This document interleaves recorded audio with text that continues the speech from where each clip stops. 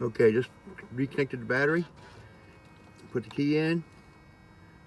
This is what I see. Turn it to the on position. This is what I get. Alright, try to start it. Nothing.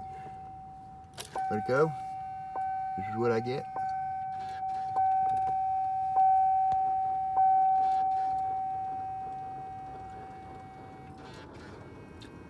Okay, now I'm going to try to start it by jumpering the up front.